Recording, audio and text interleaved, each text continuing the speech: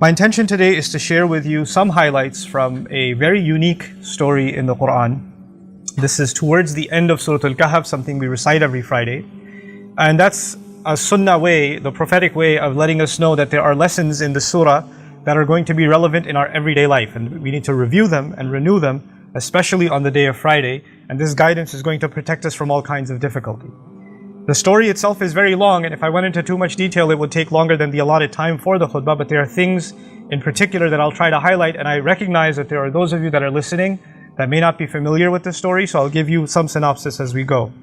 This is one of the events in the life of Musa alayhi salam. The chronology of it is not known, but it seems it's very much later on after his great missions have been accomplished. The challenge against the Pharaoh is done, the crossing of the water is done, the Israelites are somewhat, they're in the desert now, etc. And it seems it's in that time frame that Allah Azza wa Jal calls him to task. He gives him a mission, essentially that he has to go learn something. The first thing I'd like to highlight is Musa alayhi salam's commitment to learning. He says, what I recited in the beginning of this khutbah, he said to his young student, you can say his intern, his fata, his young man, in other words, he took an assistant with him, and he says to him, لا أبرح حتى أبلغ مجمع البحرين أو أمضي حقبة.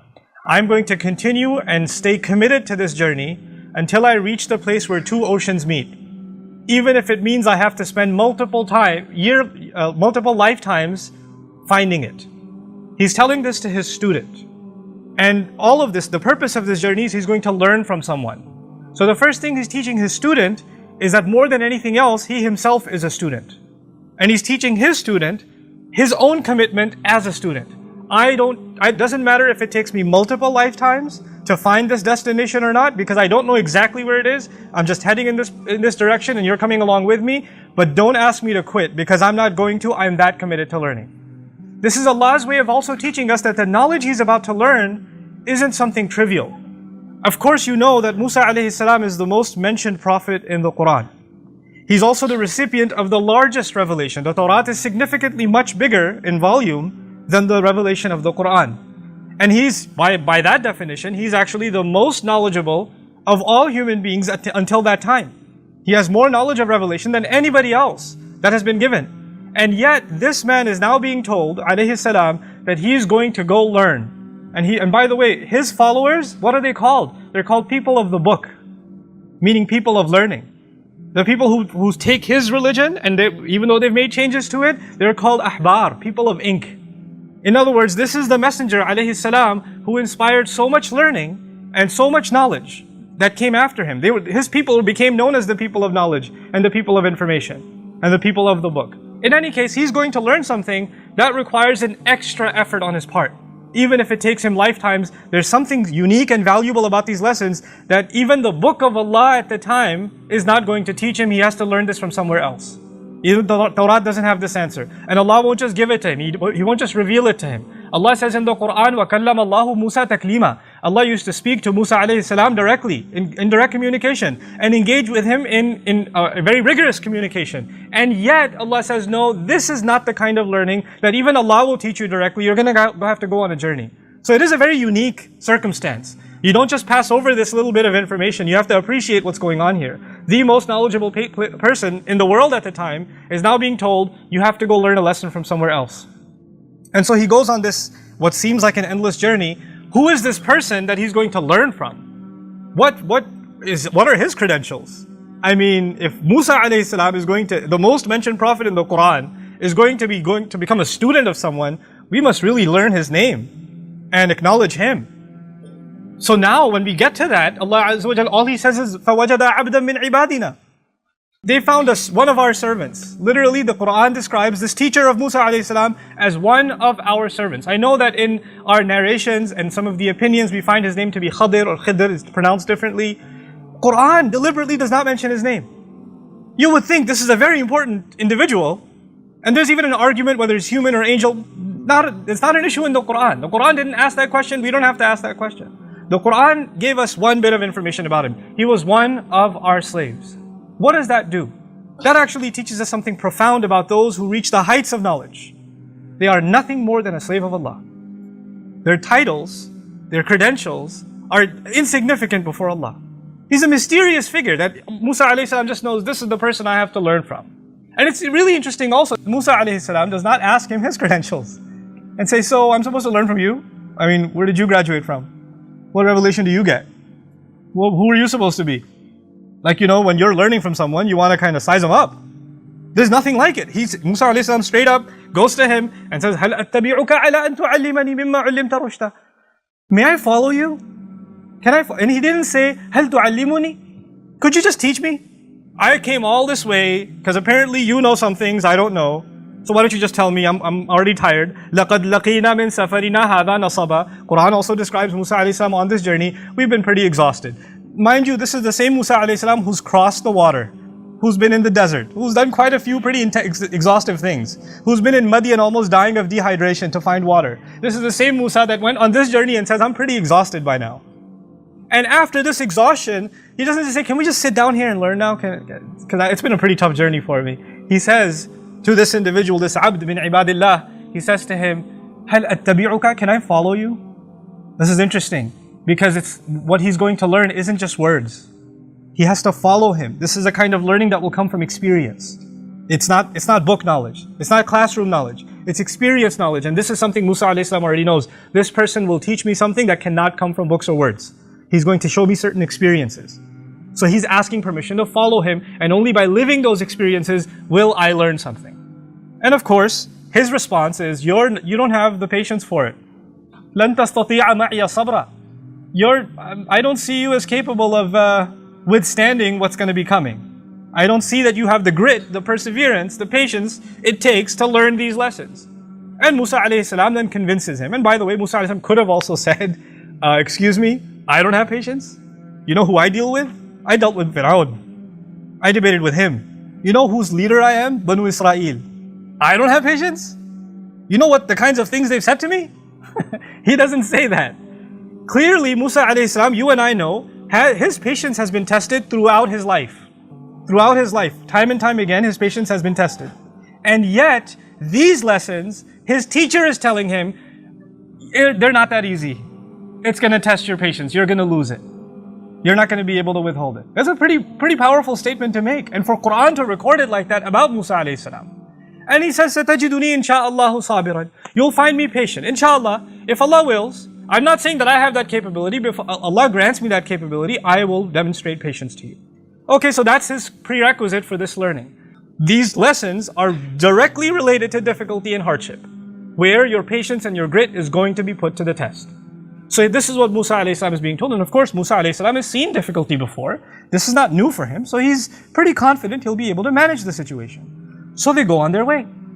And instead of me going ayah by ayah, I'll just share some highlights with you. The first stop on their journey is that they asked this teacher of his and Musa alayhi salam, they board onto a ship. حَتَّى إِذَا رَكِبَ فِي السَّفِينَةِ. Now when they board onto a ship, obviously there are people, they're travelers, and they ask these people, can we ride with you? So they've done them a favor. The circumstance is not just about a ship. You have to understand, now we have a situation where there are people who did other people a favor. The people that own the ship have done Musa alayhi salam and his teacher a favor by allowing them to ride along with them.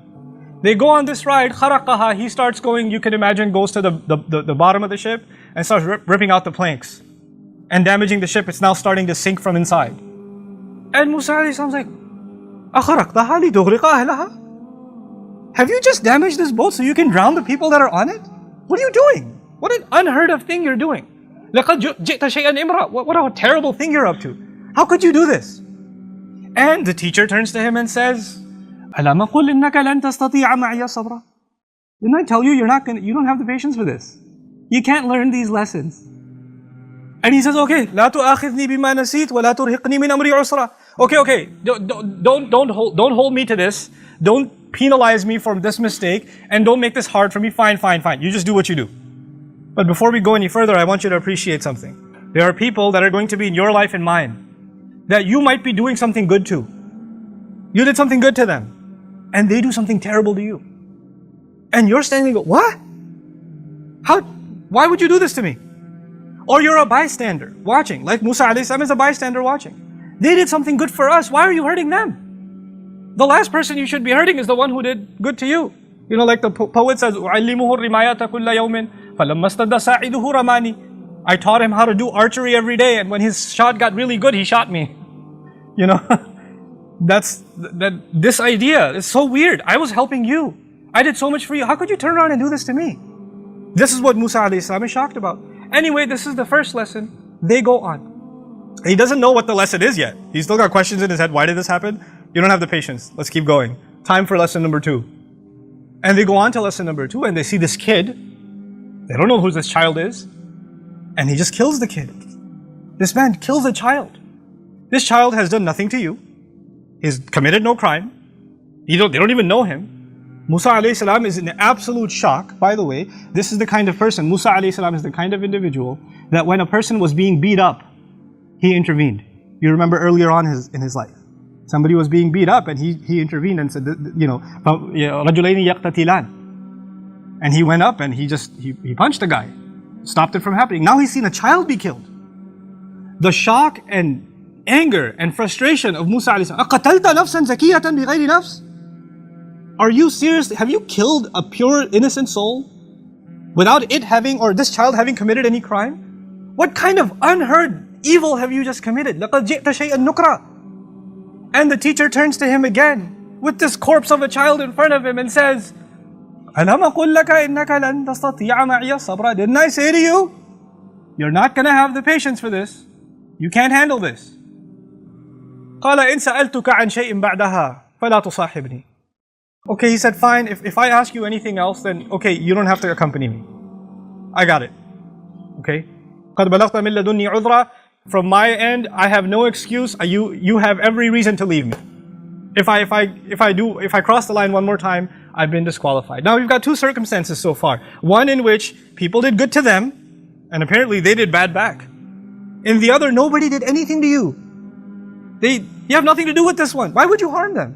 Why would you do something to them? And this is also something unfathomable for Musa alayhi salam. And then you get to the third circumstance. And فَوَجَدَ جِدَارًا يُرِيدُ أَنْ يَنْقَضَّ فَأَقَامَهُ. They went to some town, and فَأَبَوْا يُضَيِّفُهُمَا. They refused, the people refused to be hospitable to them in the least bit. Hey, do you know where the well is? Maybe drink some water? Shut the door in their face. Pushing them around. Nobody's offering them any help. And they're clearly not welcome where they are.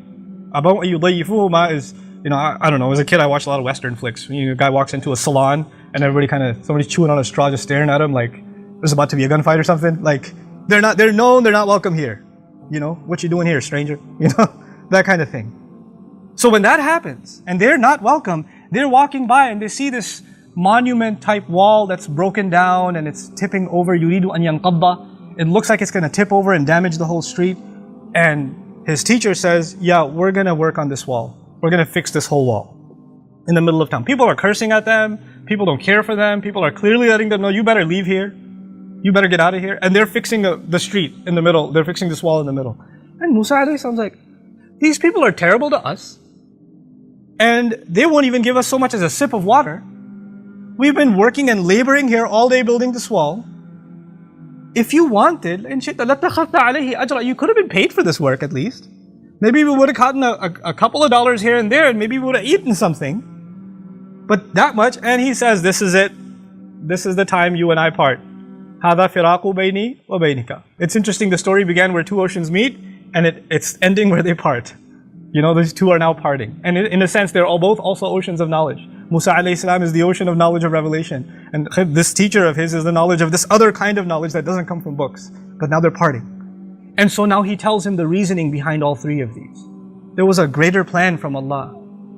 And in this plan, those people whose ship was destroyed, actually their ship was about to be seized by the navy. The king was taking every ship to add to his navy. When they came by their ship, they saw the ship is damaged. They said, no good for the navy. They let it go. They're going to suffer damages. They're going to have to fix it up. But at least they still get to keep their livelihood. They can still earn a living.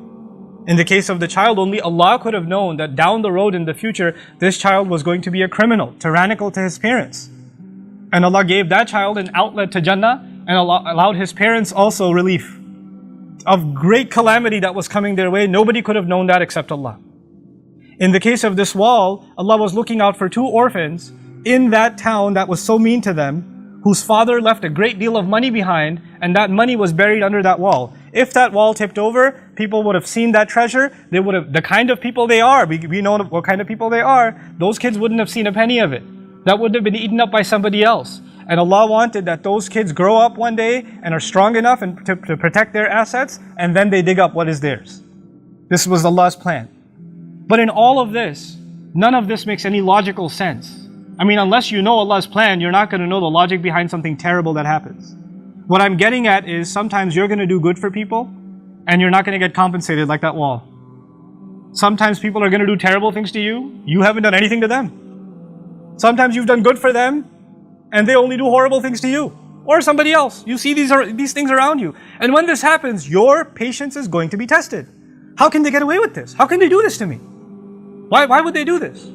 I want to give you one more place in the Qur'an which is also in a sense related to the people of Musa alayhi salam in Surah Al-Isra.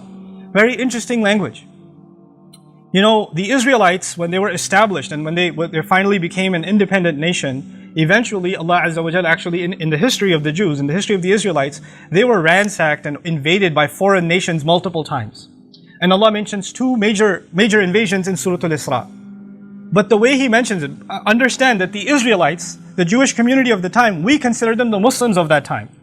You have to understand what that means. They were the Muslims of that time. That was the Ummah.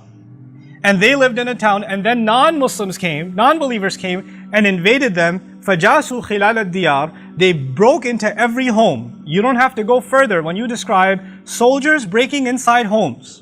Then you know what happens next. That doesn't have to be spelled out. Everybody can know. Anybody who understands war knows. When militaries go into civilian towns, all unnamed kinds of atrocities take place.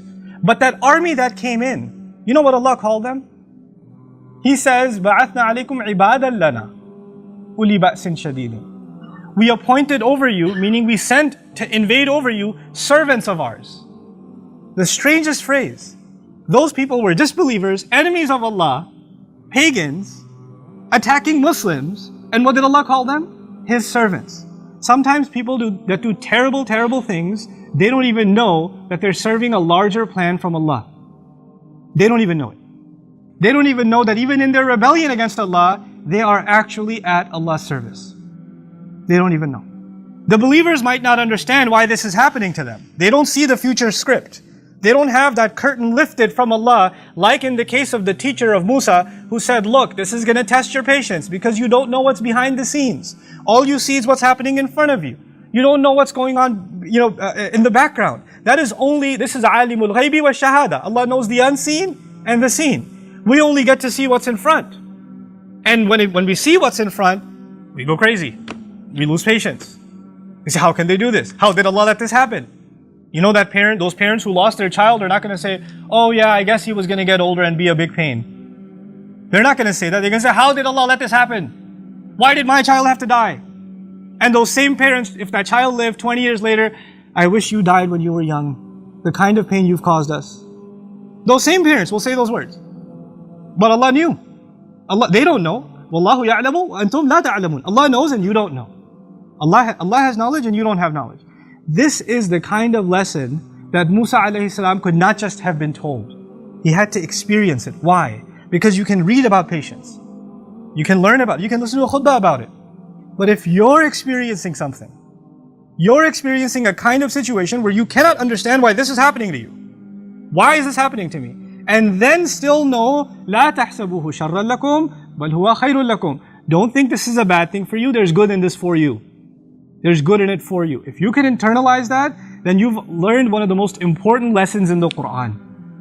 One of those lessons that could not have been learned easily even by the likes of Musa alayhi salam. And if it's not easy for you and me to internalize that lesson right away, that's okay. It wasn't even easy for Musa alayhi salam. We're not being expected to turn into angels. We're not being expected to not be frustrated, to not be angry, to not lose patience. That's not the expectation from Allah. As a matter of fact, even someone of that status, of Musa alayhi salam, from ulul azmi min ar-rusul, if he can multiple times be told, look, you're losing your patience, told you you're not going to be able to handle it, then who are we? We are going to go through those circumstances. But this story and this guidance is going to remind us that we have to take a step back sometimes and just look at Allah's plan and say, I submit to it. There is something good in it, in this life and in the next. And you know what? I'm going to accept that.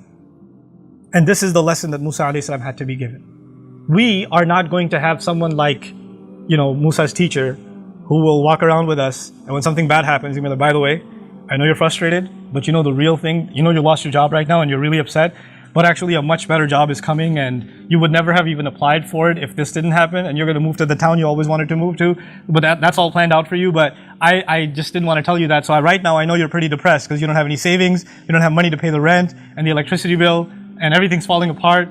But just wanted to let you know there's something in the source code you didn't understand. That's not going to happen with us. That's not going to happen. That's only with that messenger and that lesson that he had to learn. And through that we know that there's always a plan. Because of this story we know there's always a plan. And the plan of Allah is always meant to be something good. You know that knowledge that this man had, or this individual had, I'd say to be careful. How did Allah describe his knowledge? He says, آتَيْنَاهُ رَحْمَةً مِّنْ عِنْدِنَا وَعَلَّمْنَاهُ مِن لَدُنَّا عِلْمًا.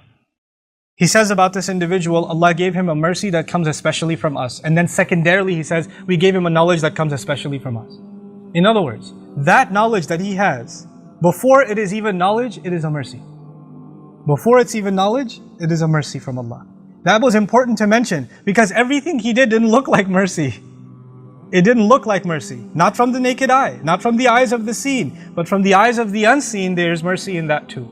May Allah Azza wa Jal give us eyes of Iman and really a heart that can withstand difficulty, withstand hardship, whatever hardship you're going through in your life, whatever circumstances that are weighing down on you. And may Allah Azza wa Jal give you the faith to know there's something good behind this that is on the horizon. You just have to hold on to your faith.